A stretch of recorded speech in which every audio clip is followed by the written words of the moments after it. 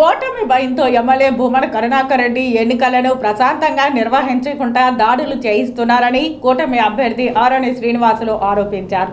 శనివారం సాయంత్రం తిరుపతి గిరిపురంలో కూటమి అభ్యర్థి ఆరణి శ్రీనివాసులు ప్రచారం నిర్వహించారు. అదే సమయంలో వైసీపీ నాయకులు కూడా ఆ ప్రాంతంలో ప్రచారానికి వచ్చారు. ఇరువురి కార్యకర్తల మధ్య మొదట తోపులాట జరిగి ఆ తర్వాత ఒకరిపై ఒకరు దాడికి పాల్పడ్డారు.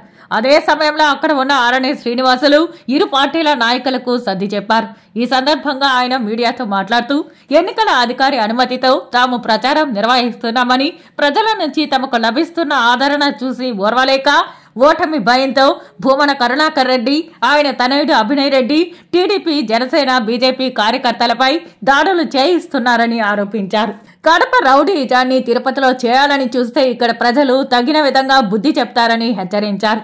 ప్రశాంత వాతావరణంలో ఎన్నికలు జరగడానికి ఎమ్మెల్యే భూమన కరుణాకర్ రెడ్డి, ఆయన తనయుడు అభినయ్ రెడ్డి కృషి చేయాలని విజ్ఞప్తి చేశారు. ఎన్నికల నిమిత్తం ఎన్నికల అధికారుల దగ్గర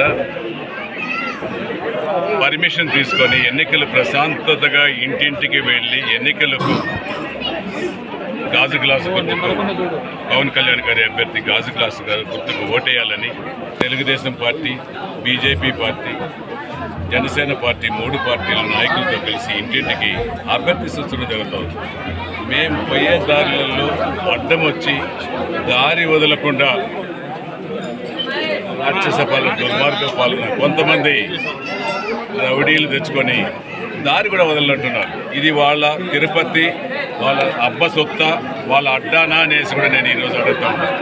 ఇది కడప కాదు, ఇది చిత్తూరు జిల్లా పుణ్యక్షేత్రం తిరుపతి, తిరుమల వెంకటేశ్వర స్వామి ఉండే నిలయము.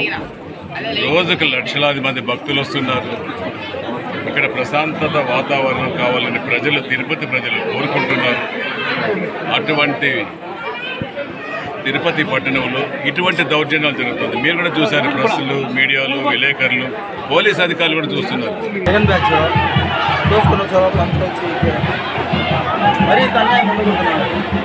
ఎవరు ప్రచారం చేసుకోవాలి కదా, పద్ధతిగా మా దౌర్జన్యం చేస్తే జనాలు ఎట్లా చేసేది?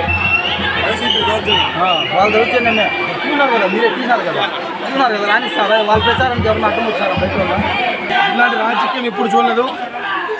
ఒక ప్రచారం, ఒక పార్టీ వస్తుందనగా కావాలని అక్కడ మళ్ళీ వాళ్ళు ప్రచారం పెట్టుకొని గత 2-3 రోజులకి ఇదే ఇద్దరికి ఇబ్బంది పెడుతూ కావాలనే కూటమి అభ్యర్థుల్ని జనసేన, టీడీపీ నాయకులు ఇబ్బంది పెడతారు. ఇది కరెక్ట్ కాదు. ఇది కరెక్ట్గా ఇంకొక 4 రోజుల తర్వాత మీ ఇళ్లలో దూరుతాం, పెట్టుకోండి. ఎలాంటి గుణపం చెప్తామంటే గౌరవంగా మర్యాదగా ఎలక్షన్ చేసుకుని ఎలక్షన్ సక్రమం చెప్తుంది.